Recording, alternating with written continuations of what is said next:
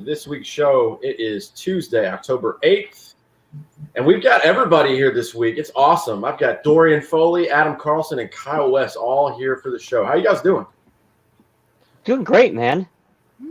It's a full house tonight. Indeed. I can't complain. So far, so good on my end. Damn reception. Well, I'm glad to have everybody back, man. It's a good week.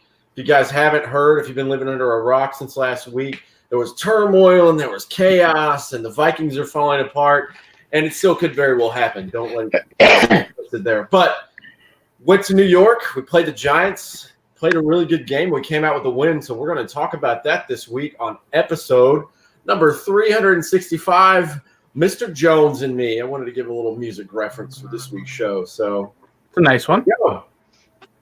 Once we get some comments going over here, we'll get everybody in and we get the topic going. But, yeah, it was a good game. I've got the stats up here, and won't run through those just yet. But it was a kind of a shift. You know, last week we talked about how Kirk Cousins was the focal point and the finger pointing. I know I pointed to him for a lot of mistakes. Adam Thielen called him out. Stephon Diggs looked like he wanted to be traded. It was just a lot of chaos last week.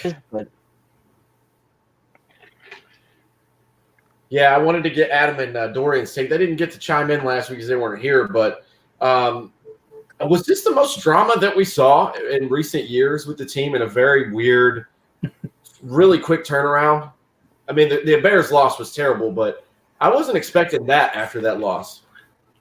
Well, losses do tend to bring out the worst in a team, and we've seen a lot bigger scandals from the Vikings. We've seen a lot worse situations from the Vikings. So for me, this really didn't register very high on the scale, but getting a win in the win column helps to make the team feel a little bit better, and I think it'll calm down a lot of this. My whole thing with last week's game was the fact that was a game that we could have won and we should have won. We were in a position to win that game. It wasn't like I don't know. I don't say the position, but we shouldn't have let a backup quarterback just come in and just do the damage that he did. So, I mean, I feel just like how everybody else feels about this team. I feel like on both sides of the ball, offense and defense, we're capable of being, one of the elite teams in this league. Not just saying that because I'm a Vikings fan. And it was just kind of disappointing for me. It was just disappointing to see how that go down. Yeah, this team has too much talent to put forth the effort and what we saw on the field last week. Now, this week was different. We got to see a team that was a lot more prepared, a lot more comfortable, and a lot more poised. So I hope this is more of the team we see going forward and not just a reflection of our opponents that we've been playing. We'll find that out as we go because there are some tough teams on the schedule coming up. But for now, I guess it's just time to relax and enjoy what happened. Yeah, it's going to be like Kyle Smith and I talked about last week. It's like, well, if you go out and you beat the Giants, you can kick all that drama aside for at least one more week. And we'll see what happens because now we got a tough game coming up. It's at home, but it's a tough game against the Eagles. If we take a loss against Philly at home, all this drama is going to come right back up to the surface again. We keep winning. We deal with it later. It's like that's kind of going to be the story of this season, I think. I still think it's weird that 3-2 the Vikings are at the bottom of the division. Oh, it's crazy. The NFC North is just so good. So good. Yes. Yeah, this division is definitely the best one in football, and there are a couple that are really good. The NFC West is arguably up there. But for me, it's just been a weird year. It's another one of those weird years, just not in the Viking, community, but all around. We get the shit beat out of us by the Bears. The Bears go to London and get beat by the Raiders. We beat the Raiders. We lose to the Packers, but the Eagles beat the Packers. And if we beat the Eagles, it just feels like a big circle and merry-go-round of it's so confusing now, but later on the playoff hunt's going to be really weird in this conference. But I don't know. Looking forward a little bit to Sunday. I don't know exactly what to expect. I know that the Eagles are super feisty. They've been injury riddled a little bit again, but it's going to be it's going to be a marquee game. But I think the biggest thing coming up before we preview this game that we just won against the Giants is for Sunday is we've been going to Philadelphia the last couple of years with the Bradford last season and then AFC Championship game 2 years ago. I'm really excited to see them come to us and see if the stadium will be in our favor because it usually is for home games.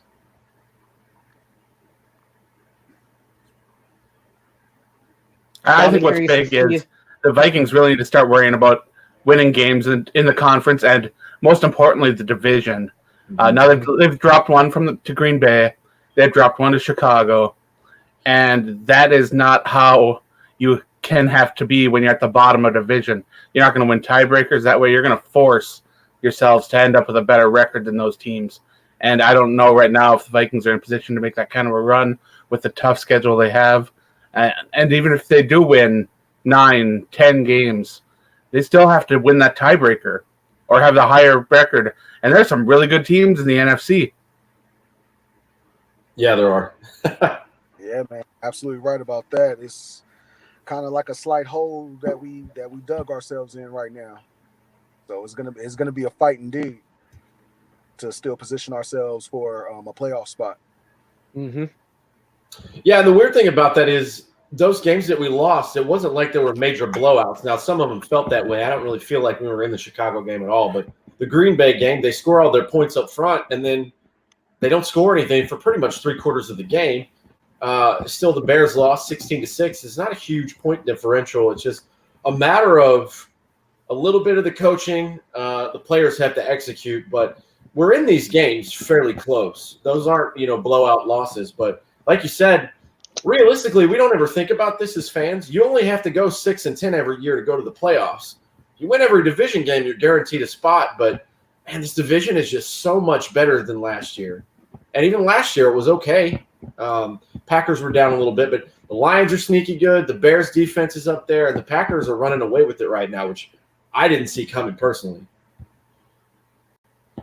Oh, that Packers defense, those young corners, they are legit, and they're going to be a tough challenge when they come through again. Same thing with the Bears. I don't know what the issue is with Trubisky, but they don't look like they really even need him that much. So, isn't that crazy? The year of the backup quarterback in the NFL right now. That's another weird thing about this season. If you had told me the Giants would be undefeated by now, or not the Giants, but if you had told me the 49ers would be undefeated right now, I probably wouldn't have believed you. Yeah, isn't that weird? It finally just started clicking with them. There's been so much hype the last 2 to 3 years, and it seems to be clicking on all cylinders for them. It's really crazy. Now, I do not have the live chat available from YouTube up, so I can't see the comments. So if there's somebody in here, say hi, let us know you're here. And there's nobody yet. There's nobody yet, so we're going to just free fall and do this together. I like it. We'll wait and see if somebody shows up. Guys. It's probably a little lack of planning on my part. I probably could have posted before, but people can watch this. I have faith people are going to watch it anyways, but we can break down this game if you guys want to go forward with that. There's not really any quick hits to note. We're just kind of getting in the thick of the season. So, you're not going to talk about the new primetime purple jerseys? You mean the color rush jerseys? That we can. Years ago? I like when people take one thing and call it something else. Like we're not going to notice that it's called Color Rush. Is it a fork or a dingle hopper? We'll never know. Yeah, Adam. No, those jerseys are sweet. Adam talking about it was all over Instagram and all the social media today, but the Vikings they have a Thursday night game against the Redskins, which is cool because we'll be in prime time and we might actually win a game. Yeah. There's turmoil in Washington. Jay Gruden was fired today. It's just so awful. Side note, I want to give him like the honorary game ball of the week for saying probably the most stupid shit I've heard in a long time. Like, man, if my key works tomorrow, I'll be here. Couldn't have been more ill time for him to get fired and say something so stupid. But yeah, we're gonna wear the Color Rush and the all purple and that gold tint for the primetime purple, not Color Rush. All right, cool. It's kind of like the Chargers. I'm always going to call them the San Diego Chargers. I'm going to mess that up. I'm sorry. With the all-purple jerseys, we're going to wear those Thursday night coming up in a couple weeks. Hey, and according to Twitter, this is only the 6th time the Vikings have worn purple. Ben Gessling. It's all about wording, sir. Yeah. Yeah. The all-purple is cool, though. That's something I've wanted to see them do more of, so all-purple is hopefully going to look nice. I'm a big fan of those. I think the only thing I'd like more, I know that yellow and purple are the team's colors, but I'd like to see some white in there somewhere, like white numbers. But I think that would contrast really well if you had yellow on the sleeves and white numbers, or vice versa. On the pants, a nice little yellow stripe with a white outline on each side of the stripe would look nice. Oh, nice. Yes. I like the stripe. I agree with you totally. What's up? We got our first person in the chat, man. What's up, Eileen Adkins? I love our Color Rush uniforms. Yeah, I think they're pretty cool. I think, and I don't know what you guys feel, but I feel like if we go back to Color Rush or the purple primetime, whatever, I would like to see the throwbacks that we did in 2010 in the Brett Favre era. You remember those throwbacks that we did? All purple with that style. I think that would be really, really cool. Yeah, I would like to see more of the throwback styles, even if it's back to like the 98 jerseys and stuff like that. That'd be a lot of fun. I was just going to say, do the Color Rush uniform and the 98 style jersey. That'd be badass. That would be cool. I'd love to see that. Yes. Those jerseys were yes. Yeah, you can check that out. I believe the date is October 24th. It's a Thursday night game against the Redskins. We're going to be at home in Minnesota doing that game, but that's where you can check those uniforms out. Be in prime time once again. And swap out the Vikings numbers with little sails on them and put the alarm clock numbers on there like Tampa. You're good to go. The alarm clock numbers. That's a very good way to describe it. That's really good. All right, let's jump into this game. The Vikings traveled to MetLife Stadium. They beat the Giants 28-10. The Eli Manning era is no more. He was benched earlier in the season for rookie Daniel Jones from Duke. The Vikings were pretty impressive all the way around. I will say I was worried about this game because of the history we have with their head coach, Pat Shurmur. But all in all, I think that it was a pretty good game all around, and I'm just glad we got a win. Yeah, you got to take wins where you can get them. When you look at the schedule and you've got an opponent coming up and you think, oh, wow, this is going to be – they aren't that tough of an opponent. Then you see that their 3 starting linebackers are out. Then you see their star running back is out. You think this is an opportunity for us to get back on track. You can't look at it like, oh, this is a wounded team. You got to look at it from your point of view. We got to get this win and make sure we get this win because we should win this game. Exactly, and I think to add to your point is take a look at where you were last week. You played a terrible game against the Bears, and it was on the road, much like this game on the road as well. But they were down a star player too. Now, you can have your feelings about Trubisky, but when the starting quarterback goes down and then you get beat by a backup, you shouldn't think ahead to the next week like, oh, well, their star running back is out. We're going to win this. Got to look at what just happened to you. So I think that's a very good attitude, and I think that's probably what happened in the locker room this week. Not everyone could have a backup like Teddy. Oh, man, he's killing it, right? He probably had the best game of his career last week. Yeah, he did. I think so. I think I'm very happy for Teddy. I'm sorry, Kyle. Go ahead. I just said very happy for Teddy. I like to see him have success. I'm happy that he got paid. I'm happy that he's got a system and a coach that understands his skill set.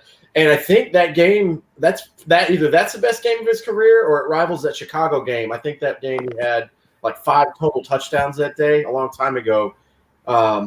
Before we got the new stadium, that was back at the Gopher Stadium. Proud of Teddy, man. I'm really happy for him. The Saints are looking scary. Do you think he's really happy now that he didn't end up signing with Miami? Yeah, I was all for it too. I was like, go down, man. Go. It makes sense. It would have made absolute sense for him to go there. But he didn't. And now he made the right choice. Eileen Adkins, I showed your comment earlier, but put it back up again. Every time we win this year, we destroy them. Yeah, we've been winning in pretty dominant fashion. It's the losing that's been the hardest part because it's been a lot of mistakes to ourselves. But we can talk about this game. Hopefully, Dory consistency. Oh, sorry. You go ahead, Kyle. I'll let you jump in. I was going to say consistency is the biggest issue with this team and Kirk Cousins in particular. They just have to be more consistent.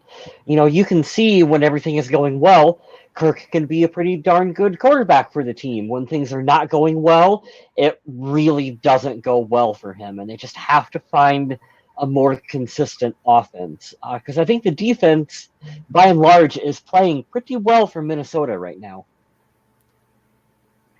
Yeah, if you can hold an opponent under 20 points, this Minnesota Vikings offense should be able to put up more than that in a game. Yeah, definitely. Well, how about we jump in and get some game balls and donkeys out? What do you say? That's what I'm hoping for. Let's do it. I'm going to give my game ball to Mr. Mike Hughes. Welcome back, sir. Man, he had such a good game. If he could have held in those interceptions, though, he had those 2 opportunities. He almost had both of them. You know he's pissed about that. But that's why he's a corner, not a wide receiver, you know. Yeah, spot on. True. God, that's so true. Yeah, I really liked his presence. He made some really good plays. Was just so close to having a couple picks, like Adam said. I'm really glad that he's back. That gives me a little reassurance on the depth at corner because somebody else who's going to get my donkey later is not playing far. My game ball, this was an easy one for me because there was a player that was absolutely dominant, and he broke an NFL record and just absolutely destroyed the Giants, and that's Danielle Hunter. Oh, really? He now has the most sacks for any player under 25. Oh, nice. Wow. Okay. Danielle Hunter, the way he uses his speed, his athleticism, and now that he's getting more experience under his belt, he's got this variety of moves, and he keeps learning what to do and how to win situations. Taking on double blockers. When he's getting double teamed, he's still winning. And when he can do that, it leaves Everson Griffin open, Everson Griffin's amazing. But when you get Everson Griffin one-on-one against a backup left tackle and they have to double team Hunter, oh my goodness, it's going to be a field day.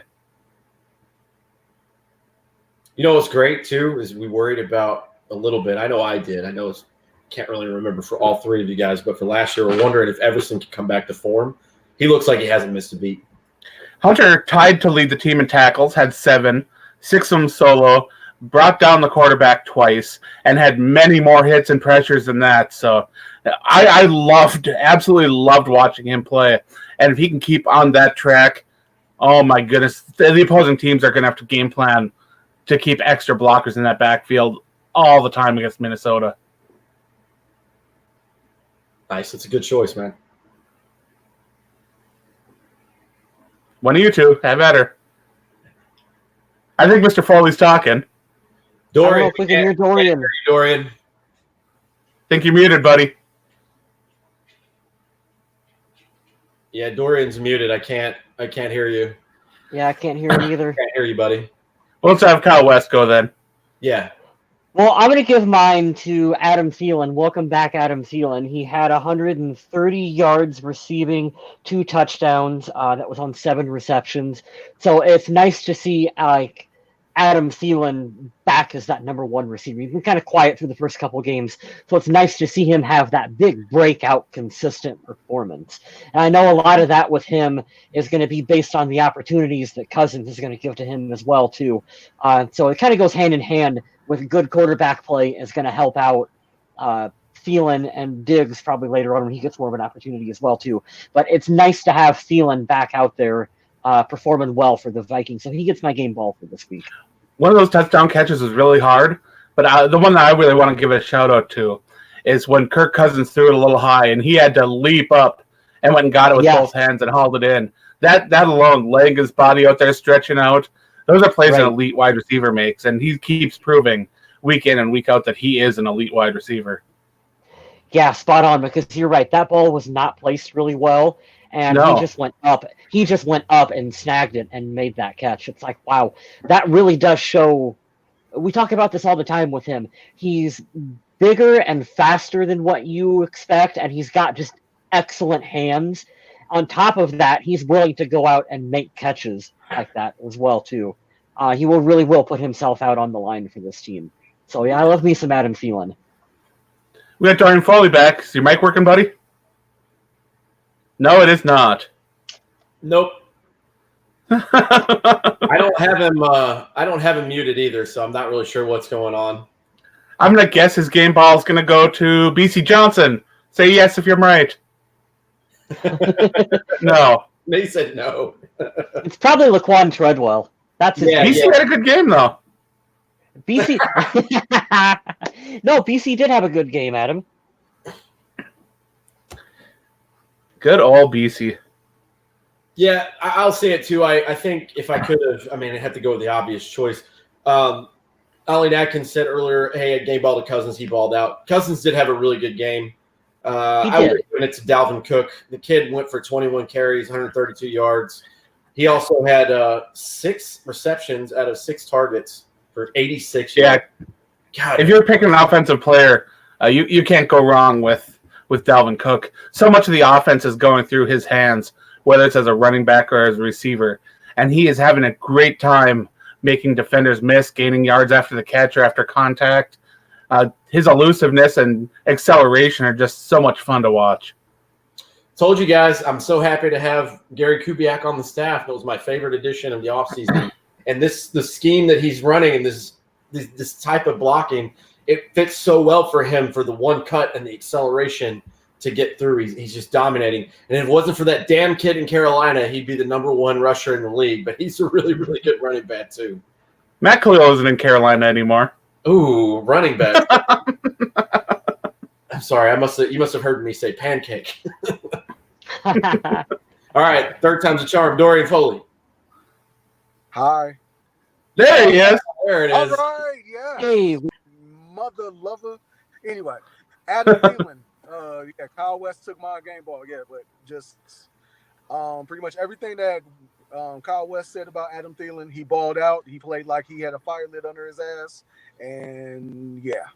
And to add on, BC Johnson did look good as well, but he didn't get my game ball. BC's looking like he can be a wide receiver 3. He's looking like it. yeah. Well, we can like add some stats in there too. Diggs was 3 for 4 for 44 yards. BC Johnson was 4 for 4 for 43 yards. Now, I'm not comparing the two. We obviously know Diggs is a better receiver, but Adam makes a good point when you need Mr. Reliable, when number 1 or 2 are covered pretty well, or there's a double team somewhere. You can go underneath, do a little crossing route to BC Johnson. He's pretty cool. Yeah, I think it's a good spot for him. Number 3 can work for him. I'm still not 100% sure why the Vikings laid down that extension for Kyle Rudolph. He's not having the production that you'd really expect You're getting for my it. donkey. That's my donkey. Oh, okay. There you go. Okay. Go for it. Go for it. You're on a roll, Adam. Keep going. I mean, when you look at the plays, he's not freeing up a lot when you talk about blocking. As a receiver, he caught 1 pass for 4 yards, right? Yeah. I think that's what I got. Yeah, 1 for 4. Yeah, I mean, what is the real purpose here? When the Vikings drafted a tight end, they should have been drafting a tight end to take over. Now they got a tight end 2 that they'd used a second-round draft pick on, and it's just kind of confusing. Yeah, and Irv Smith is just athletic as hell. He had that catch that didn't count because of a penalty, which the Vikings have to do a much better job of cleaning up the flags. And did you see Irv blocking down the field, too? Yeah. It's like, I don't understand. We're being nostalgic on keeping Kyle Rudolph out there on the field when Irv Smith needs to be the guy getting the majority of the reps right now. Because he looks like he's just athletic as can be. I don't see any reason why Rudolph should be starting over top of him at this point. I really don't. You know, I could see Kyle Rudolph, if we move on from him somehow, I could see him going to one of those teams that has a top 10 to top 5 quarterback and being productive again. You know, I'm not saying he's going to storm the league in and be better than a George Kittle or a Travis Kelce, but I could see him getting more love there. It's so hard to depend on him to do stuff. I'm not trying to take away. He has not been worth the money this year whatsoever. But when you got Thielen and Diggs, you want to get the ball to them. They're quicker. I won't say that they're sure-handed, but they're just as, or if not more, sure-handed than Rudolph. And I just don't see. I don't know, man. I just don't see it. I'm with Adam there. I don't see the value in that. Maybe he can move on and go somewhere else and catch from a top 5 to top 10 quarterback and revitalize his career somewhere else. But I don't think it's going to be here because even with competition, like you guys are talking with Irv Smith, with this kid coming in, he could be moved to tight end number 2, and then what is he going to do? It's even more baffling when you look at the fact they could have extended Mackenzie Alexander, put that money towards Trey Waynes, but both of those guys are having a pretty solid season. Yeah, they really are. I I'm jumping in real quick because Eileen Adkins and Fire Breather gave my donkey out in the chat. I'm giving it to Xavier Rhodes. Jesus, man, that was not his best day. No, and he went down on the turf again. So this is sat on the sideline for a while. Part of the reason why I said earlier I'm glad Mike Hughes is back for depth. Now, I'm not saying that he should surpass Xavier as the starter. I still think he's the number one corner we have, but he's looking like in the last season and partly into this season a shell of his former self. There's penalties. There's always an injury afterwards, and I'm not going to hit on any player if they're really hurt. You can't help it. This is a violent sport. But it seems to be a trend when he gets burned, he gets emotional, and he falls down, a little over dramatic and a little diva-esque of a corner. And I'm not seeing Rhodes like we saw in 2015 where he was just shutting everyone down. I would like to see him come back to form, but that was not his best game. You see Mike Zimmer yelling at him on the sidelines? Oh, yeah. I like that. Yeah. Single game of this season. Yep. Rhodes does struggle against those faster wide receivers, though. And I think that's one reason why you've seen Trey Waynes keeping up with those players a lot better. He's got the speed to be able to do it. So it's just a matter of trying to match up your strengths against weaknesses. And the Vikings don't move around their corners a lot. They usually keep them on the same sidelines. So opposing teams will try to take advantage of that by matching their speedsters up against Rhodes and matching their bigger guys up against Trey Waynes. And it's a smart move, but it's one that the Vikings need to learn to counter. Whether it's with safety coverage behind or having a little bit of help in front, something needs to be there. And when we're talking about a little bit of help up front, we did have a shout-out for a game ball in the chat, and it was Anthony Barr. And Anthony Barr, when he's matched up against a player who isn't a speedster, he can have a great game defensively. Anthony Barr against a slower tight end, fantastic. Anthony Barr against a bigger, slower wide receiver, amazing. You match him up against a slot receiver or a running back, that's not going to work so well. They used him so well in this game in coverage to be able to bring in other pass rushers and things like that.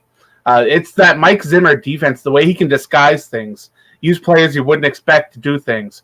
It just ended up real good. And when you've got a rookie quarterback that you're trying to make silly, sometimes it can be a little tough. I like the hat, Dorian.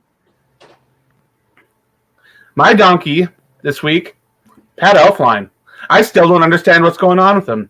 He's getting called for penalties. He's missing blocks. Pressure can go right by him. And I know Riley Rafe isn't having the best season either. I know Garrett Bradbury's taking his rookie lumps. And sometimes an offensive line can be as good as the players who are next to you.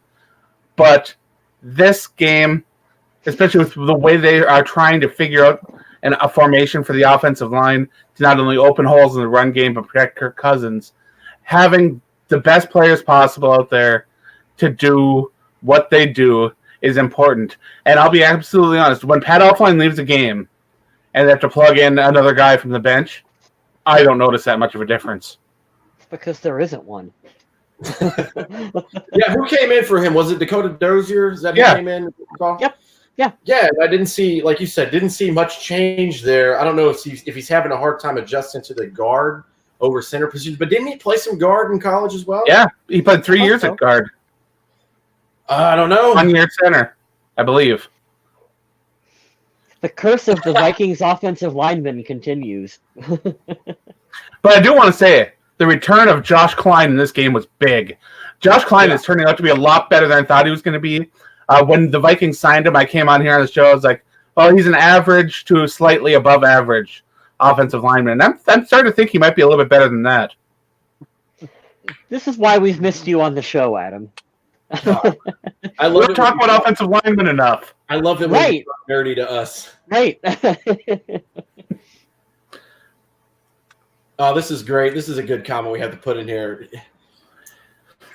Cook gets the carry. Oh, my bad. That was Madison. So let's tackle that for a second. Dorian, we'll get your donkey in just a second. I had to look at it. But I'm looking here at the average, right? Dalvin Cook, 21 carries, 132 yards, broke one for 41, averaging 6.3 yards per carry this game. Alexander Madison, 7 carries, 52 yards, 7.4. I don't know how that's possible, but God, these guys are good. Even if That kid is legit. This He reminds really me is. a couple of years ago when we had Murray and Jet. Now, obviously, I think these guys are a little better. Cook being better than Jet McKinnon, and I think Alexander Madison's probably a little better than Latavius Murray. But that 1-2 punch that we had with two different styles, it complemented so well. Man, it's so nice to have that back. Because I think Alexander Madison could be a starter on maybe 2 or 3 teams in the league. I really do believe that. His run style just complements Cook so well. Cook's got that amazing acceleration. He's got that elusiveness. Alexander Madison just brings absolute power. He doesn't have that top gear speed. I keep saying that. When the Vikings drafted him, I said he does not have that top gear speed. You're not going to see him breaking away from defenses, but you will see him plowing through defenders, picking up those yards, and so far that's exactly what we've seen. Well, Dorian, we heard your Adam Thielen love. Glad that your mic works again. Who did you not like in this game? Because I always like to hear who Dorian Foley has a bone to pick with. Oh, I'm piggybacking off you, Xavier Rhodes. Rhodes is white ass fucking old. Sorry, excuse my language. He can't. He Yeah, can't he looks cover- like a shell of himself. Cover anything. I don't have stats or anything like that, but Rhodes is just he's a shit. Kyle Smith, like he gets burnt, and then when he gets burnt, damn, my leg, coach, take no, I pull the Charlie horse in my back, it's just like, dude, he's oh my gosh, like at this point, there's like no worth, and after this season, he's owed or an extension for like potentially like 13, 14 million or something like that. I might be wrong on that. I don't see the Vikings extending him after that. Not unless if he turns it around. I saw Pro Football Focus had him graded like low 50s, which that's not what you want to see. Yeah, Not from a guy you're paying that much. Not from your starting, and especially you got to base it off the pay too. Not on your starting number one corner. That's just not good enough. It just simply isn't good enough. Absolutely not. A good point here. Firebreather says roads are closed. Roads are always open unless he's going against Julio Jones. Sometimes Julio's wide open. Yeah, I think the front seven, as long this is me speaking generic football talk. The front seven, they do a good job. It certainly helps the DBs out. But even when we're having a great game, like Adam mentioned earlier for his game ball, when Griffin and Danielle Hunter are getting to the quarterback and there's pressure up the middle, Anthony Barr and Eric Kendrick are playing their freaking tails off. Then you have this, man. You have a younger, more athletic, maybe not so well-known wide receiver, but if he's faster, I mean, I don't know. It's like he doesn't stand a chance anymore, so I'm not really sure. And you know what will probably happen? We'll probably get to the end of the season and find out he had like a strained calf or something the whole season. He was injured. But still, man, he's just not living up to what we've seen, because I've seen him at times be arguably the best corner in the league. Yeah. Granted, it was 3 or 4 years he was. ago, but he was awesome at some point. It was super physical, giving people fits and keeping guys like Antonio Brown back in his Pittsburgh Steelers days, to 20 yards a game. So I don't know. Feel bad because we gave him a bunch of negativity here, but he doesn't usually get that kind of attention from us. Well, he does tend to rise to the occasion at times, too. I think when he plays against competition that's elite, he tends to play better. I think he puts himself in a zone. I think he focuses a lot when he's going up against top wide receivers. But I think he needs to stay in that realm. He needs to think of everybody he goes against as being one of the best in the league. Because, you can't think, okay, I'm not going against Julio this week, so I don't have to be absolutely amazing. I don't have to put everything out there. You got to give it every week, because this Vikings team at the bottom of the NFC North with a 3-2 record, they are going to need some magic to get back in this picture. Mm-hmm. Absolutely, man. Well, let's throw some stats your guys' way, and we'll get rid of the Giants game. I'm so happy the way they played with this one, but we got to preview the Eagles game coming up. Let's run through some stats here. I mentioned Kirk Cousins earlier. 138 rating, QBR 69.1, 22 of 27, 306 yards, 2 touchdowns, 0 picks. Just an overall great day from him. I love the scheme. I loved a lot of the play action that was used in this game. Man, works our advantage very, very well. A lot of those passes, the middle passes, nothing too check down crazy, nothing too deep to Thielen, but stuff over the middle for the intermediate game was really good. Overall, great day from Cousins. He needed to bounce back in a bad way from the game the week before. Man, when he's on, and you can see why the Vikings wanted to give him a boatload of money. The problem with Kirk Cousins, like we talked about, is consistency. He has to be able to do this on a consistent basis. Yeah, you can beat the Giants, who are kind of in a rebuild mode right now, in a largely out-of-market noon game that not a lot of people are seeing.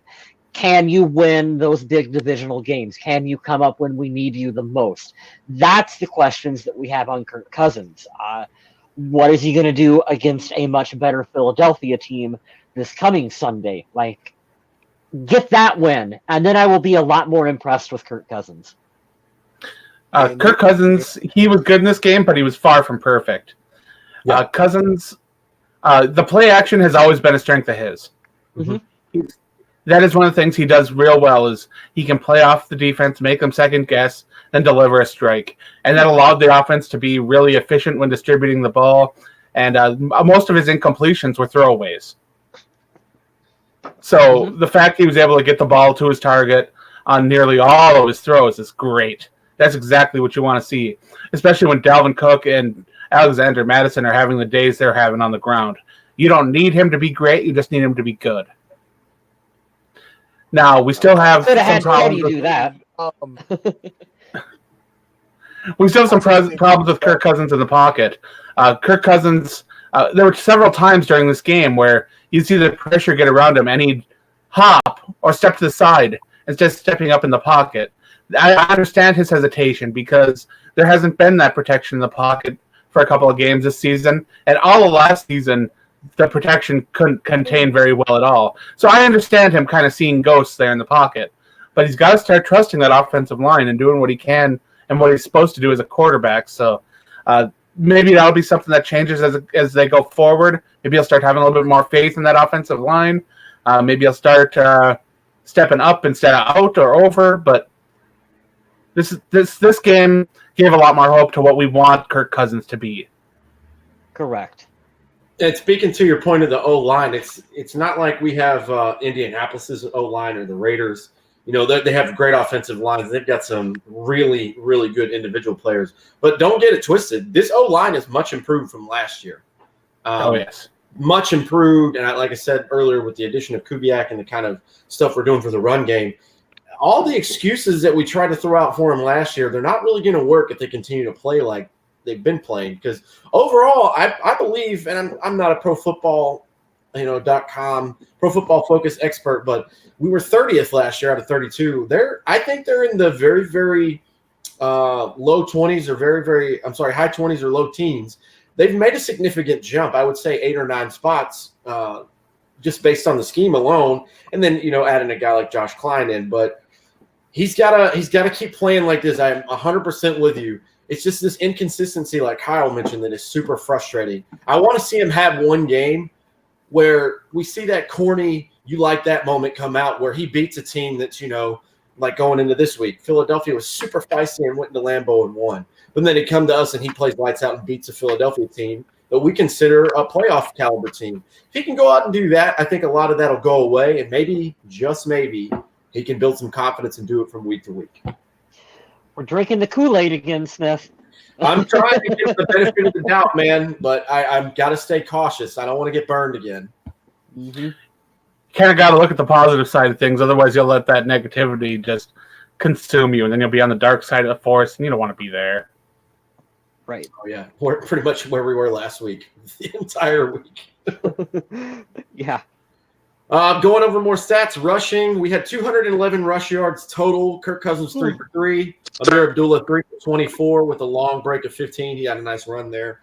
I mentioned earlier, Madison 7 for 52, Long of 19, and Cook had 21 carries, 132 yards, 41 was his longest run. The rushing attack looking great as usual. Anytime you get that running game going, you're going to open things up in the pass. And I believe Kirk Cousins had 100 passing yards in the first quarter against the Giants. So maybe this time it was an incidence of the pass opening up the run a bit. So the two can go back and forth. Before in the NFL, the primary thought was, the old school thought, was that you had to open up the pass with the run. That's not the case anymore. You can open up the run with the pass. And when you can come out and establish a tone, even going back and forth, if you can do either effectively, you can open up the other, whether it being on play action or whatever. So, yeah, the Vikings offense being able to run the ball, being able to pass the ball, it's refreshing, especially after seeing the offense struggle so much against Chicago. Yeah, absolutely. Receiving was good. Oh, go ahead, Kyle. Sorry. Just really quick, what I was going to say about the Vikings run game is what I like about what we do now versus like when we had Adrian Peterson. Like Adrian was the MVP caliber Hall of Fame running back. But you could really only use him in one way. And I like the dynamic that we have with this group of players, with, Dalvin Cook being able to run the ball effectively, but also being able to catch the ball. And it makes him a nice little or, run the ball forward style. It's a different kind of dynamic run game for the Vikings than what we've had for a while now. And I like that. And it's a lot of fun to watch to see how they're going to use these backs and how they complement one another on the field. Yeah, catching the ball in the backfield was never a strength, Adrian Peterson. No, you could never, for as great as Adrian was, you could never rely on him to catch a pass. Chester Taylor would usually be in there for that. Yeah. And he was pretty darn good. The Vikings could give away what was happening on the field with the personnel, and I hated that. Yeah. I mean, and it worked for a while with Peterson when you literally could not stop him. I mean, you could get away with that, but I'm glad that they've gotten more dynamic with their run game. It fits more with the current direction that the NFL is currently going in. Absolutely. Those are good points, man. Fire Breather, we got you in the chat. I'll get to it when we get to the defensive side of the ball. We just got two more little things to jump into. It's a good point. Receiving, 306 receiving yards. Adam Thielen, 7 for 8 for 130 yards and 2 touchdowns. Dalvin Cook, 6 for 6 for 86 yards. Stephon Diggs, 3 of 4 for 44. B.C. Johnson, 4 of 4 for 43. Kyle Rudolph, 1 for 4. And C.J. Ham, 1 for -1. Poor C.J. Poor C.J. He tries, man. I like him a lot. I thought it was funny that Adam Thielen got the call from Deion Sanders after the game because he balled out. And the first thing he talks about is like, call out the quarterback and you have a day. And Adam Thielen goes, how did I know you were going to say that? But I like that Stephon Diggs got a couple of passes as well, especially after the week he had. Didn't want to dive too much into it. I think it was just a frustrating week for everyone. Him not showing up at all and not giving the team any notice and then saying that he was sick, I don't buy that. I think it's total BS. But I like that Minnesota doubled down and said, we are not trading you. We like you. We want you here. He got a couple of balls. And I think this year versus last year, we can obviously tell at the pace we're going right now, both of these guys aren't going to break 1,000 yards like last year. It's just not going to happen.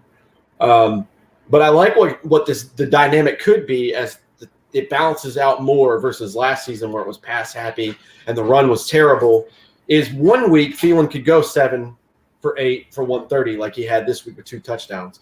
And then you look at last week, Stephon Diggs had over 100 yards and he was out there just smoking it. So you finally have that balance of the dual threat in the pass game. So I'm really happy to see that. And I'm glad we didn't trade Stephon Diggs. I don't know about you guys, but I kind of want that here too. I'm going to double down on what I said last week. Nothing is going to happen with Stephon this season. He's going to be a Viking for the rest of this season. Whatever happens with him will happen in the off season. That is just what I think is going to happen. Hey, you never know. He could be part of a package deal to swing some draft picks around and get a a high pick to bring in the quarterback. Who knows? Oh gosh, we'll get to that. We can get to that later. Tua. Yeah, tank for Tua, man. Yeah. There were 3 total fumbles in the game. Kirk Cousins lost one, or fumbled once, didn't lose it. Dalvin Cook fumbled twice, only lost one. It was unfortunate that it was close to the goal line, but that transitioned to the defensive side of the ball because the Vikings got a safety this game. So I like Anthony Barr, baby. I like that some points were scored out of that. 7 would have been better, but to take him back and just completely dominate at the goal line and get a safety out of that was pretty cool. Yeah, that was pretty awesome. Yeah, Minnesota's defense has the ability to do that, especially when you can have like a jailbreak of people running through, because the NFL's gotten a bit predictable, unless you're playing the Patriots, who will throw on their own 1-yard line. But most teams will try to run the ball right up the gut and get as much yards as they can to work with on first down. It's gotten to be a habit.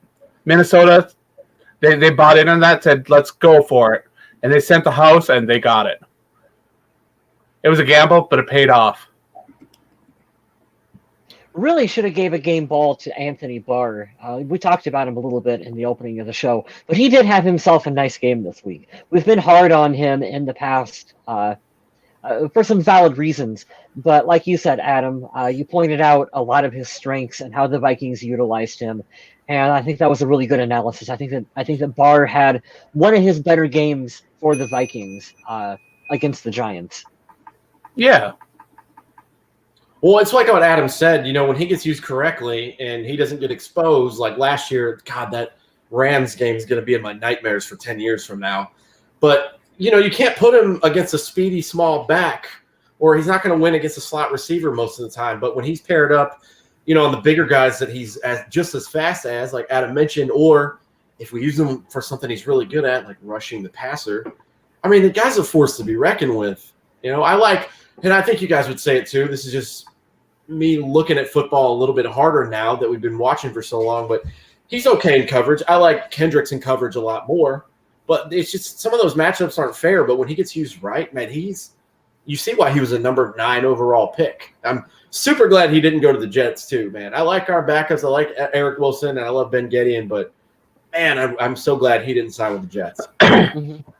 Mike Zimmer saw Anthony Barr and he said, I can do so much with this guy. And at the time when they drafted him, it felt like a weird pick. But Zimmer knew what he was doing. Who knows? Absolutely. Who knew it? So I'm going to bring this up. I promised Fire Breather I'd bring this thing. I'm sorry. I'm going to cover up your face, Adam. Danielle Hunter tied an NFL record, most sacks in the NFL before the age of 25. He still has 3 games left to beat it. I'm not a betting man, but I'm going to put my money on he's probably going to add to that. I'm not going to say what number and how many, but 3 games for Danielle Hunter to get at least 1 more sack. I like the odds there. So it's a very good stat. Adam brought it up earlier. So that's insane, man. And a good point from Fire Breather that we had before was, 45 sacks, only 24 years. 2 of those, he wasn't a starter. Hot take here, he says he's going to be a Hall of Famer. You know what? If he keeps it up like that, why not? Could be. You never know. Yeah. I'm not going to bring too many. We have been spoiled with defensive ends here in Minnesota. Oh God, yeah. Oh Yeah. God, yes.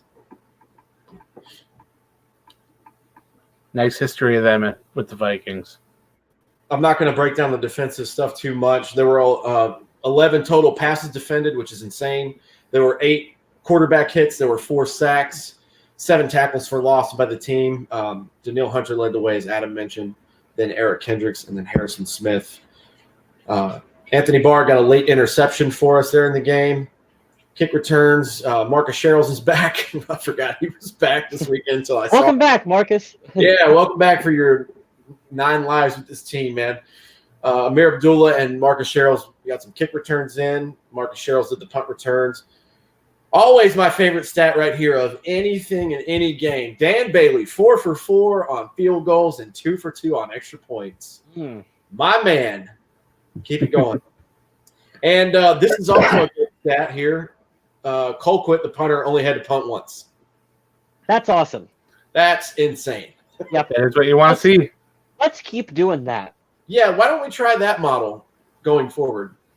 Yeah. So that's the Giants game, 28-10 victory. Thanks a lot, Air Force, for ruining my life once again and making me drive to drill when I could have been at that game literally an hour from where I'm sitting right now. I appreciate that. Thank you so much. This week's going to be a tough one, man. This is going to be, as JR used to say, this is going to be a slobber knocker this week. Oh, yes. This could go either way. The Vikings could come out and absolutely thump the Eagles with the home field advantage. We did beat them in Philly last year. Or I could see it going the opposite way where Philly just looks super physical. The receivers get open, and Doug Peterson, one of the more underrated coaches, in my opinion.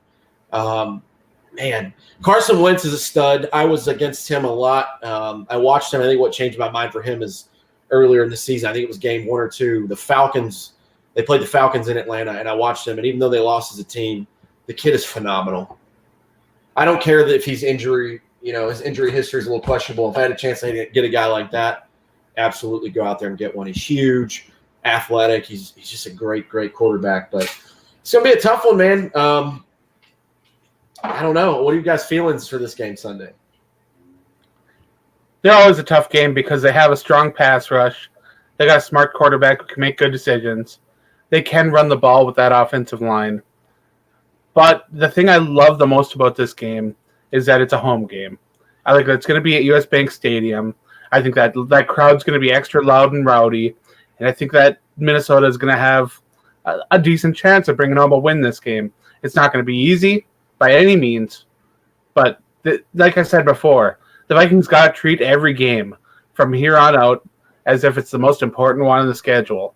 Because if 3-2 gets you the bottom of the division, then you've got to just right. You got to do something. You got to get those wins. You got to get every win you can.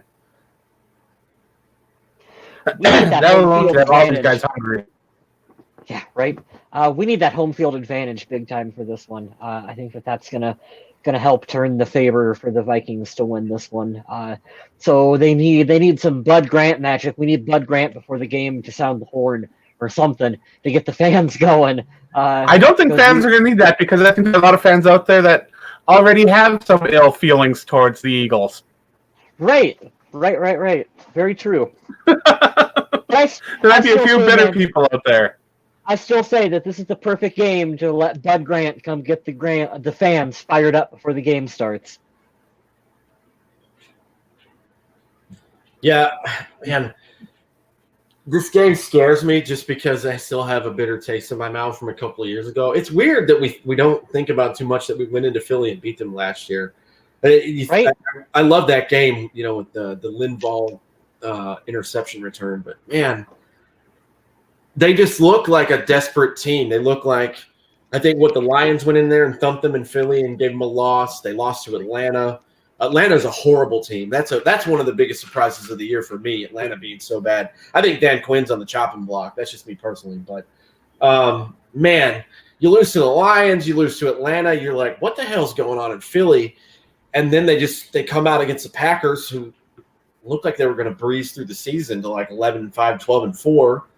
And they played in desperation mode early on in the season when it's, the season on the line for them. But, yeah, I don't know, man. This game could go. They had Green Bay. Green Bay's only lost on the season. True. It's very true. It's going to be weird. Yeah, it's a good head-to-head. And with the NFC East, we played the NFC East this year. Dallas is looking rough against these winning teams. So if Philly keeps playing the way they're playing, they could squeak out a division win yet again. So it's going to be a tough game. I'm going to say that. I don't think this is going to be one of those 28-10 wins like we just saw. I could easily see this being, 27-24 and a really, really tough game. It could even be 17-13. Yeah, this could be a low-scoring affair right here. Mm-hmm. And Minnesota's ability to run the ball is going to be paramount. They need to win that field position game. They need to win the time of possession. They got to keep the defense off the field as much as possible and keep them fresh because the Eagles will kill you with those big plays. They absolutely will. Yeah, they're so physical, man. And I love their coach a lot. I hate when we play them, but I love their coach so much. He has history with Brett Favre. I have a lot of respect for Doug Peterson. Just the way he gets his players to play. And they've got some really good offensive minds there too. But, man, I'm excited for the game, though, and I'll be off. So I'm really excited to watch it. I wish I could come hang out with you guys and watch it somewhere up there, man. Yeah, it's always a shame that we can't have actual physical get-togethers to watch the game. Right? But these days, what can you do? I think that's about it, man. You guys want to plug some stuff and call it a show? Sure. I'll go ahead and Yeah. get out here. Guys, get in on this, man. If you're part of this in the Survival League, you need to do it. I love that every Wednesday it sends me a reminder. And I just realized, Adam, and you're going to laugh at me for this, I picked pretty much all the winning teams already, and I was like, oh, shit, I should have picked the losers to start and had the guarantees later. So it's going to get real rough for me in the weeks to come. Lean on a Miami, Cincinnati, or a Washington. Oh, God, it's going to be real rough coming up ahead. And I already have one strike because Seattle couldn't get it done at home against the Saints. But if you're a part of the Survival League, don't forget to update your team. If you haven't Make set your up picks. yeah, set your picks up, and they should give you a reminder every week. If not, put it in your phone or something, because we're going to give the winner of this at the end of the year some really cool stuff for free. Absolutely. And I love playing. I think it's a lot of fun. I don't have a strike yet, and I hope not to get one anytime soon. And there are several others that don't have a strike. So I'll post that up on the podcast page with the results through this week. Just to, and do it as a reminder for everybody to make their picks as well. But what I wanted to do was, of course, I wanted to let people know to head on over to the Viking Age, check out the stuff over there. Each week, I've got my winners and losers, which is where I will say some players that I thought did real well, or not winners and losers, the best and worst, where I'll talk about the things I really liked from the game and some of the things I didn't think were that great. And it's a chance for me to kind of be negative, and I'm not negative a lot. So for me, it's kind of a bold thing. I kind of put myself out there a little bit on that, and so far it's been getting a pretty decent response. So thank you to those of you who read that. I do my MVPs where I pick an MVP on offense and defense as well as a bunch of alternates. So giving some love to the team. But the one that I really wanted to give a shout out to right now is check out undeadwalking.com. There's an app for both the Viking Age and Undead Walking, but the return of The Walking Dead came to AMC. The season 10 premiere was on Sunday, and I really like it. It's setting a nice tone for the season, and the whispers are terrifying. And I love horror. I love zombies, and I'm excited to see where they're going with this storyline because the threats are real. The situations are really cool, and I'm a big fan of it anyway. So if you're a big fan of zombies, check out Undead Walking. We also discuss the Fear the Walking Dead, which is the first spin-off, and I believe it is next spring or summer. I'm not sure which. The third show based on The Walking Dead is coming to AMC, and they just released a trailer for that, and that looks pretty interesting too. Yeah, so the zombie family's grown, and yeah, it looks interesting, doesn't it? It does. A lot different from the regular Walking Dead. Which is nice, because I don't want to see just retreads of the same story with different people. Right, if you're going to do a spin-off, that's kind of the idea, is to tell a different story with it. You'd be different from the original material. Yeah, and that's what we're getting, so I'm excited about that. And that's all I have for this week. You going to give us a nice farewell, Mr. Smith? I'm going to give you guys a shout out here in just a second and thank everyone in the chat. But check out Kyle West's merch. If you guys go to our Facebook page, Purple People Podcast on Facebook, we have pinned this. We keep promoting it every week because it's cool stuff, and I want to hear and see about somebody buying some Purple People Podcast gear. If you want, check it out. It's from Phantasm Digital. That's Kyle's site. He also does some cool photography work there. And, you can buy podcast merch, and you can buy some of Kyle's stuff, too, if you're interested. Just go mosey on around there and waste 10 minutes and see what he's got up on his site, man, and help support him as well. I also want to say, I don't know if you guys touched on this last week when I figured it out, but I had no idea we were on Spotify. I had no idea. No. Well, there's a cool thing, I guess. So a lot of people have Spotify. I'm fairly new to Spotify because I just found out that my car has Android Auto. Oh, And yeah, so that's a kind of a cool little addition to be able to have that up on the screen.